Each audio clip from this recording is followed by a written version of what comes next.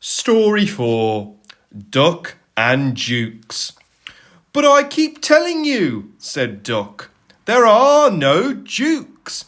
They were fine and stately, but they've all been scrapped." Peter Sam goggled in horror. "This is dreadful," he wailed.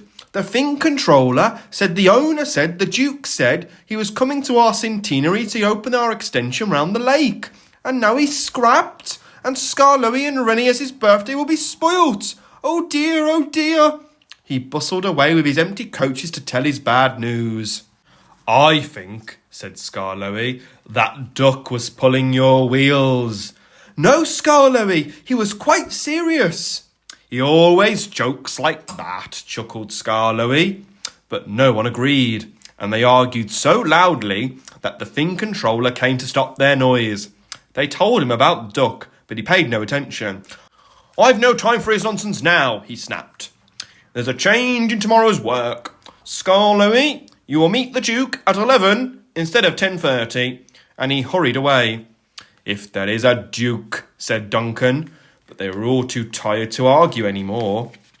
They spent a gloomy night, but cheered up next morning when the cleaners greeted their birthday engines with an all-metal band.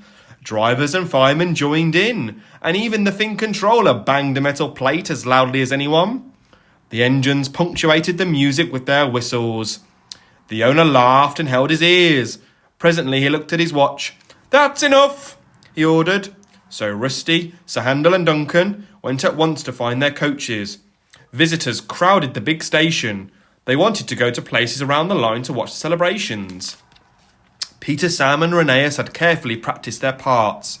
Passengers in Agnes, Ruth, Lucy, Jemima and Beatrice all wore clothes of 1865.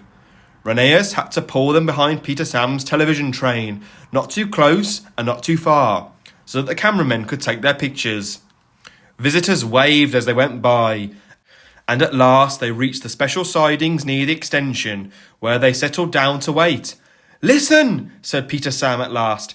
"Here's Skarloey. They're cheering him." "Good," answered Rheneas. "Perhaps that will make up for his disappointment over the Duke." Skarloey wasn't disappointed at all. "I've bought the Duke. I've bought the Duke. I've bought the Duke. I've bought the Duke," he puffed, and triumphantly came to a stand between the two trains. A distinguished-looking man stepped out, climbed Skarloey's footplate, and drove him on the new line round the lake and back again. Then, standing on Skarloey's front buffer beam, he said, "Ladies, gentlemen, and engines, I have pleasure in declaring your lovely lakeside loop line now open." Peter Sam could bear it no longer. "Excuse me, Sir Duke," he burst out. "Are you real?" There was a shocked silence. The Duke smiled. "Skarloey said you'd been listening to Duck," he answered.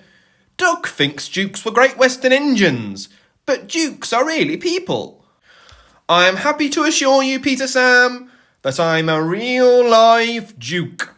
"I'll give Duck Dukes," muttered Peter Sam, but he was sternly hushed. The Duke turned to the owner. "I congratulate you, sir, on your remarkable railway. It must be a record indeed to have 2 locomotives in regular service and both 100 years old. Long life, then, and good running to Skarloey and Rheneas, you famous old engines." The cheering and clapping died away. "Speech!" shouted someone, and the cry was taken up. "Go on, Rheneas," whispered to the owner. So rather nervously the old engine began. "Thank you, your grace, and everyone for your kind wishes. You've given us a lovely 100th birthday. But, your grace, Skarloey and I aren't the only record-breaking engines. We've got 2 brothers, Tallyclyn and Dolgoch. They were built at the same time as us, so they're 100 too, and they're still at work. Their railway's at Towen in Wales. Please go and see them, your grace, and everybody, and wish them many happy returns from Skarloey and Rheneas, their little old twins."